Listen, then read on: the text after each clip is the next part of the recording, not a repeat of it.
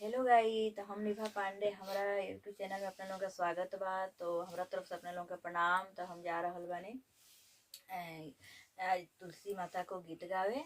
तो अगर अपने लोगों के अच्छा लगे तो लाइक कमेंट शेयर जरूर करे व हमारा यूट्यूब चैनल के सब्सक्राइब जरूर करब। दबाना मत भूल। अंगनैया बीचे तुलसी लागा दी हरी, अंगनैया बीचे तुलसी लागा दी हरी।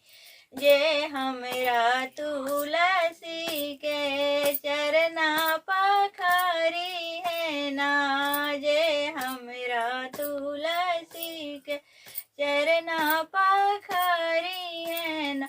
जन्म जन्म हवात रही, अंगनैया बीचे तुलसी आगा दी हरी।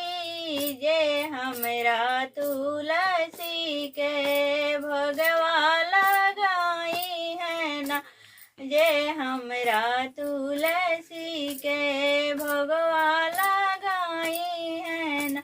जन्म जन्म धनवंती रही, अंगनैया बीचे तुलसी आगा दी हरी, अंगनैया बीचे तुलसी लागा दी हरी।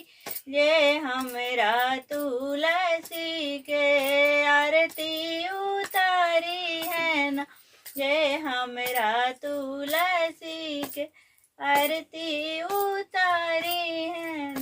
मैं जन्म पुत रैतिन रही, अंगनैया बीचे तुलसी लागा दी हरी, अंगनैया बीचे तुलसी लागा